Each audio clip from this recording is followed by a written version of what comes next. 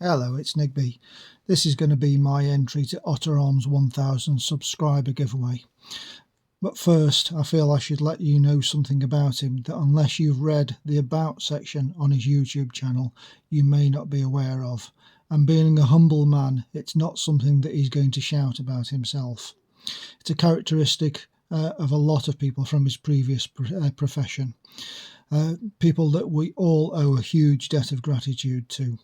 The job that he used to do is for a special kind of person, someone willing to put their life on the line every day just to help others. In his prior life, Otterarms was the stuff of legend. Born with the heart of a warrior and the soul of a philosopher, Otterarms first came to prominence when he arrived in Jasper, Missouri, to restore peace at the Double Deuce, a bar terrorized by troublemakers.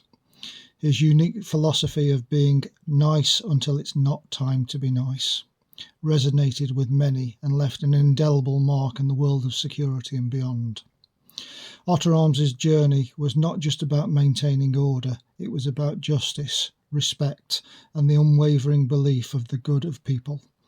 His martial arts skills were unmatched, his intellect unchallenged, and his ability to love deeply was evident in relationships.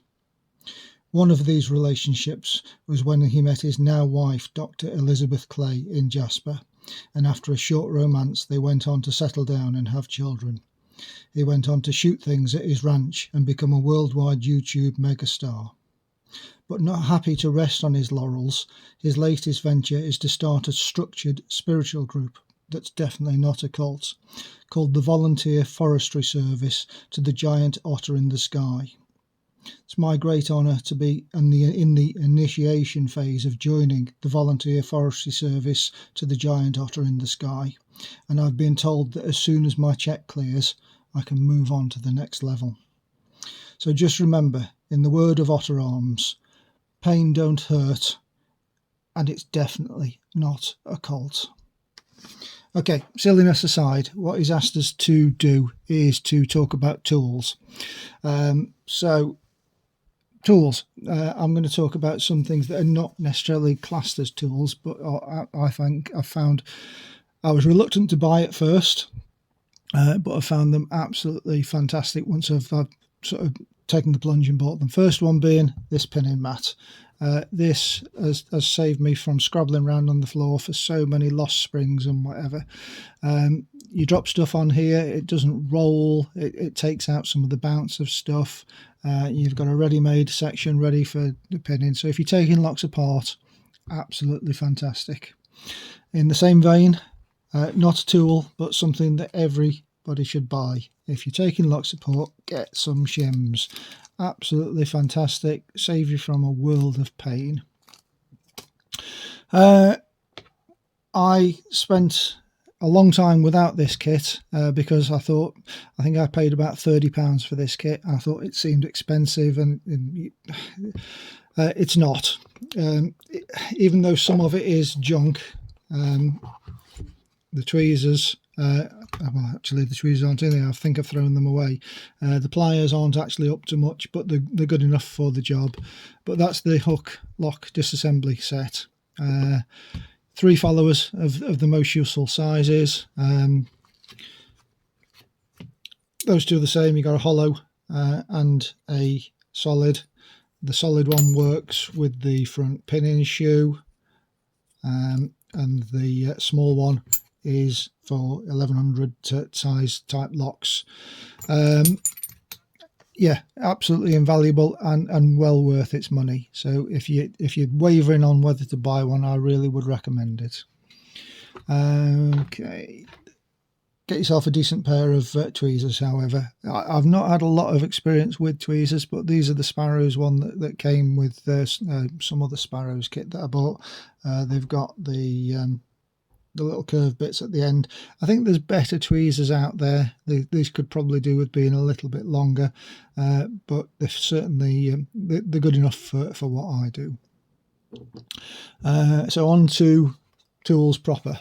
Everything that I pick lock with is either in there or in here. That's the full extent of my tools.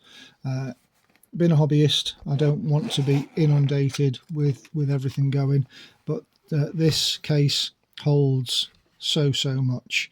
So I've got various tension wrenches. You can never have enough tension wrenches. Top of the keyboard pry bars, some little used Sparrow stuff. Not a fan of Sparrows at all, unfortunately. I seem to be able to bend Sparrow's tools very easily. These SF devs are an exception to that rule. These things are like crowbars.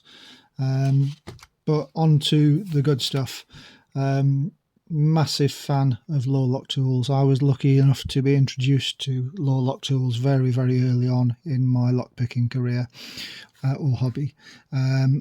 So I've got way too many of those.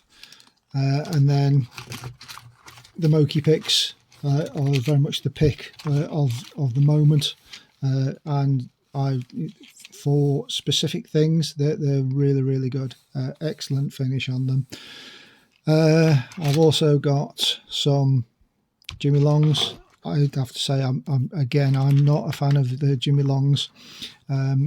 I know that they were supposedly calculated to be strong and whatever, and I don't know if it's because I got them fairly early on in my picking career, but you can see that that's already got a bend to it. So for something that's supposedly calculated to be so strong, I found that they do bend a little bit easy, and for anything with a longer core in it, I find that it just gets too thick here. Anyway, I'm not here to slag anybody's tools off, but that's it in terms of standard picks. Wish that I'd gone this way from the very start. These are the G Pro. It's the community set. Massive investment, especially when you consider that I pick 90% of my dimples with this one flag. Hardly ever use any of the others, so I probably could have got away with just that. But yeah, as I say, wish that I'd taken the plunge and bought these instead of buying a cheap set first of all. But that's a lot of people's nature, unfortunately, I suppose. You end up spending not twice as much, but at least once and a half by buying something cheap. And then, finally realising that the good ones are worth the investment if you're into the hobby. So yeah, if you haven't checked out Otter Arms, I shall do my best to leave a link to his channel. Right mixture of stuff, and he's a funny guy. Hence I hope he doesn't take offence at my introduction. So I think it might just be right up his street in terms of style. Despite what he says, I think he's quite a skillful lockpicker. I've seen him doing some serious videos where he's picked some reasonable intermediate to higher level locks. I think he, like a lot of people, does himself. He's not good at self praise. Anyway, I'm going to keep this as short as I can, but yeah, that's my tools. I think we've got to use the hashtag OA1K, and I'll leave links to everything in the descriptions below. Nigby out. Thanks for watching.